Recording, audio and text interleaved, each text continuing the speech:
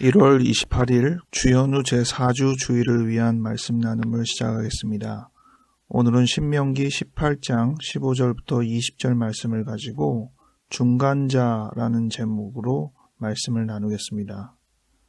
앞서 공지한 대로 지난주까지는 마가교회 2016 유튜브 채널에 말씀 나눔을 올렸는데 오늘부터는 역동심리치료와 기독교 채널에서 말씀 나눔을 올리도록 하겠습니다. 이 말씀 나눔은 1차적으로는 기독교 신앙을 가진 사람들을 위한 부분이지만 이 채널이 심리상담에 관련된 채널인 만큼 기독교인이 아니더라도 함께 성경에 대해서 이해할 수 있는 시간으로 마련이 되면 좋겠다 마음을 가지며 말씀 나눔을 준비하고 있습니다. 오늘 본문은 신명기니까 모세가 출애굽 이후로 이스라엘 백성에게 전달한 여러 이야기 중에 하나이죠. 오늘 본문에 앞서 신명기 17장 14절부터 20절을 보니 왕에 대한 언급이 있습니다. 너희가 왕을 세우기를 원한다면 이러이러한 사람을 세우고 이렇게 하여라, 이런 내용이 있습니다.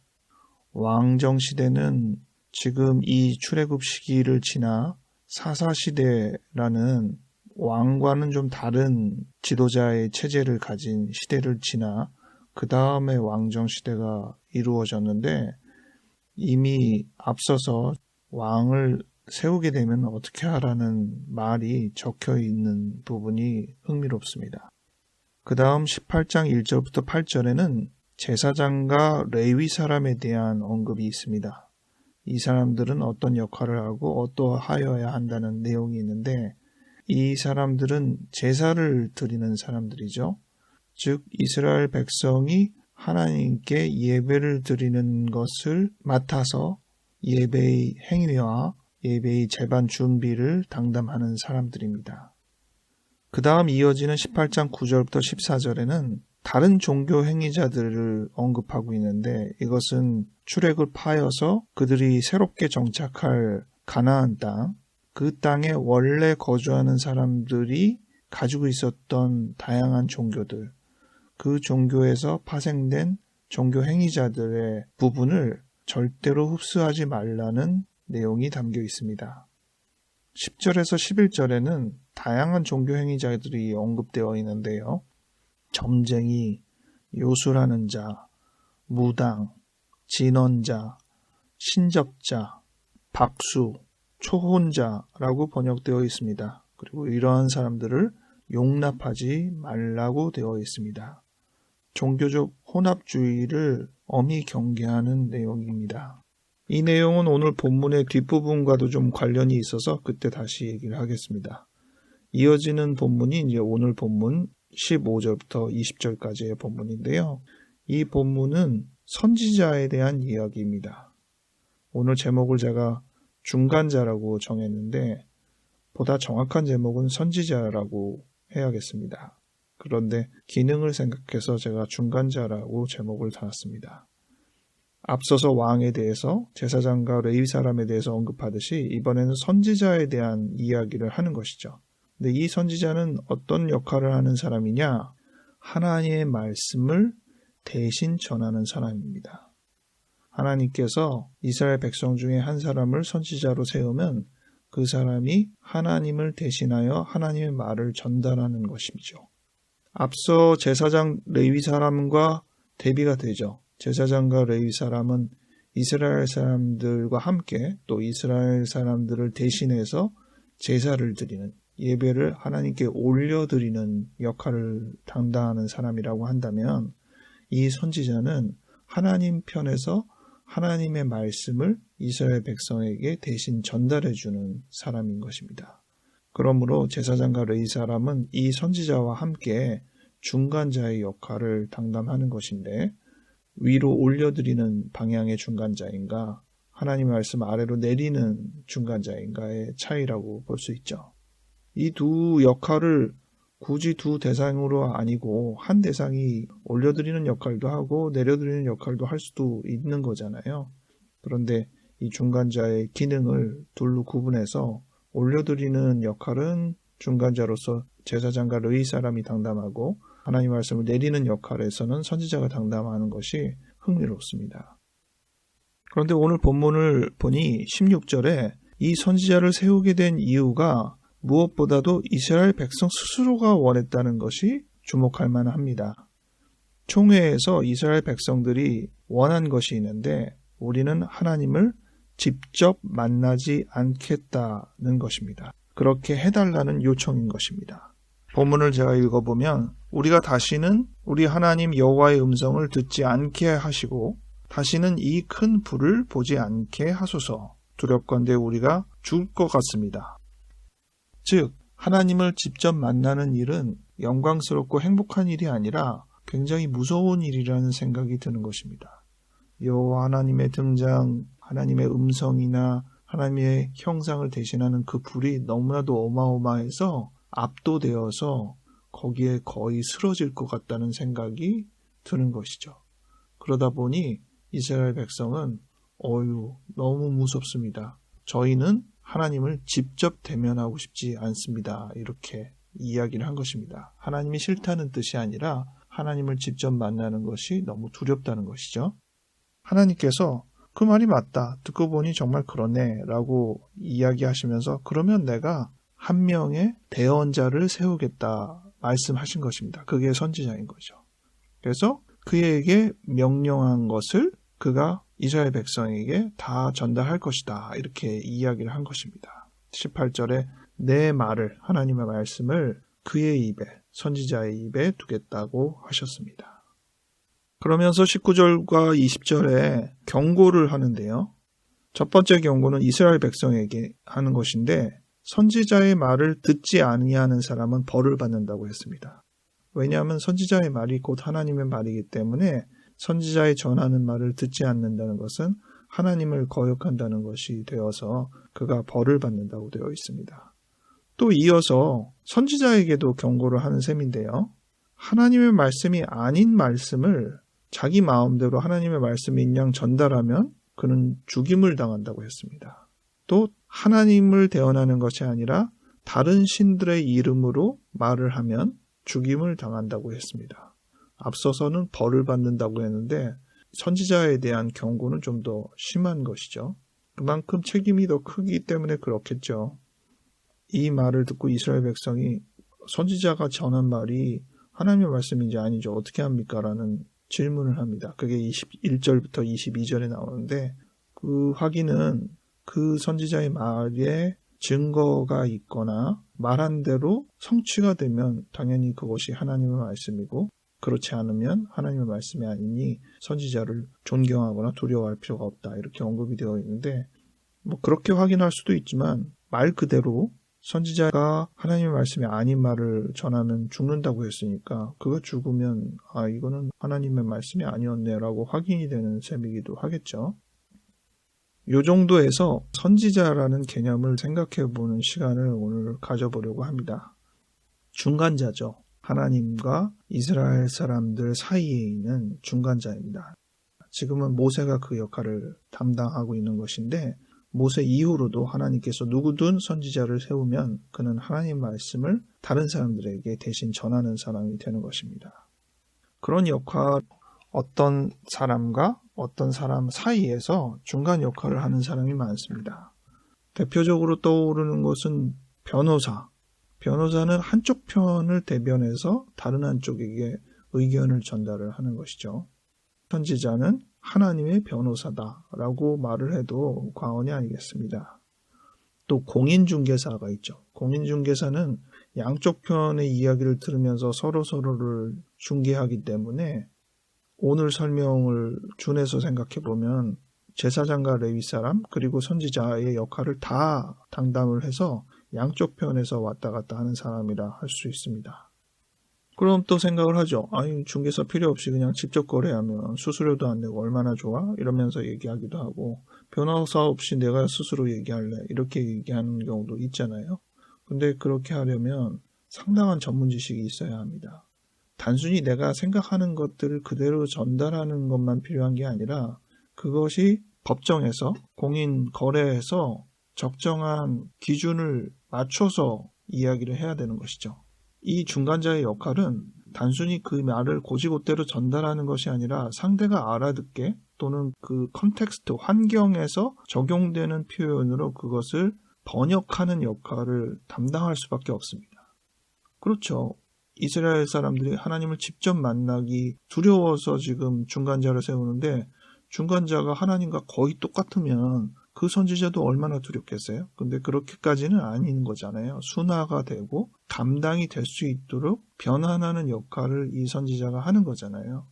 그런 입장에서 보면 선지자의 역할, 중간자의 역할은 번역 역할, 또 순화 역할, 이런 부분들을 담당할 수밖에 없습니다. 특별히 전문성, 이런 부분들이 고려가 되죠.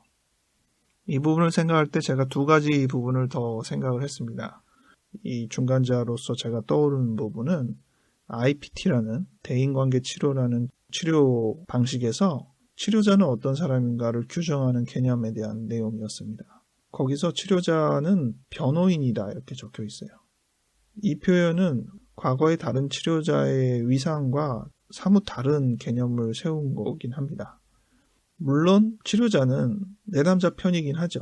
하지만 치료자가 내담자를 이해하고 분석하며 조금 더 내담자를 훈련시키고 교육시키는 역할을 한 것이 기존 치료의 역할에 조금 더 비중이 높았습니다. 그런데 이 대인관계 치료자로서의 위상은 내담자가 훈계의 대상이거나 훈련의 대상이 아니라 고객이라고 생각을 한다고 보면 좀 더 맞겠습니다. 나는 그 사람을 가르치고 그 사람을 어떻게 좋은 사람으로 바꾸고 이런 개념이 아니라 그 사람이 원하는 것을 성취할 수 있게 돕되 다만 이 사회의 현장에서 본인이 원하는 바가 얼마나 유용하게 성취될 수 있는지 그 길을 안내해 주는 사람이다 라고 보는 것이죠. 그래서 IPT 치료자는 권위 있는 치료자보다는 조금 더 서비스하는 사람의 위상으로 내려갔다? 이렇게 표현할 수 있는 느낌이 있어요. 이런 느낌이 제가 보기에는 오늘 이 선지자가 맡은 중간자의 역할에 가깝다 이런 생각이 듭니다. 하나님의 말씀을 전하긴 하되 하나님의 말씀이 보다 이스라엘 백성들에게 가깝게 느껴질 수 있도록 하는 그 중간 역할의 부분, 그리고 하나님의 그 존엄하고 위대함보다는 조금 더 눈높이를 낮추는 그 부분, 이런 부분으로서의 중간자 역할이 있다는 생각이 듭니다. 그리고 마지막으로 생각했던 것은 중간 대상이라는 표현인데요. 이것은 과도기 대상이라고 달리 번역되기도 하고 영어로는 Transitional Object라고 되어 있는데 위니코트라는 학자가 말한 분석 이론의 개념 중에 하나입니다. 어려운 용어는 아니고요. 어린아이가 갖고 노는 장난감의 일부가 어머니를 대신하는 경우, 담요도 그런 역할을 해서 그 담요이거나 또 곰돌이 인형이거나 이런 부분들을 중간 대상이라고 불렀습니다. 이 중간 대상의 역할은 무엇이냐? 앞으로 어머니와 떨어지는 독립되는 생활을 하기 중간 단계에 어머니의 대리물로 이용하고 있는 물건이라는 것이죠. 그러니까 처음에는 어머니를 떨어지지 못하는 시기가 있는가 하면 나중에는 어머니와 떨어져서 혼자 지낼 수 있는 아이가 있는 거잖아요. 근데 아이가 처음부터 엄마를 바로 떨어져서 지내기는 어려우니까 이 중간 대상을 붙잡고 엄마가 잠깐 없어도 대신 그것으로 위안을 삼는다는 것이죠. 그래서 담요나 인형이나 이런 걸 아이들이 붙들고 있잖아요. 근데 그걸 보고 위니코트가 저게 중간 대상이다 이렇게 말한 것입니다. 이것이 오늘 이야기하는 중간자의 개념과 가까운 의미를 지닐 수 있는 것은 결국 이 중간자도 더 이상 필요 없는 단계로까지 하나님을 직접 대면하는 상황까지 이어지는 것이 정상적인 발달 과정이라는 것이죠. 그 역할을 한 사람이 바로 예수님입니다. 예수님이 이 땅에 오셔서 가장 큰 변혁을 내신 것은 이 중간자의 역할을 해체하신 것입니다. 예수님이 죽었을 때 그 성소의 휘장이 찢어졌는데 더 이상 제사장의 역할이 필요 없다는 것을 암시한 하나의 상징이죠. 이 부분은 본문의 마지막 절, 선지자가 하나님의 말이 아닌 다른 말로 자기 마음대로 대언을 한다고 얘기를 하면 그는 정녕 죽을 것이다 라는 말과 같은 이해를 좀 가질 부분이 있고, 또 앞서서 제가 설명만 해드린 다른 종교 행위자들에 대한 엄한 금지, 이것과도 연결이 됩니다. 중간자들의 타락, 이 부분은 참 어떻게 하기가 어렵습니다. 성경에서야 그렇게 하면 정녕 죽는다라고 되어 있는데, 죽기는커녕 꼿꼿이 살아서 중간자가 오히려 자기의 권위를 더 강조하면서 하나님이냐 역할을 하게 되는 일들이 비일비재하게 많은 것이죠. 과거에도 그랬고 현재에도, 특별히 예수님의 시대에도 그랬을 것입니다.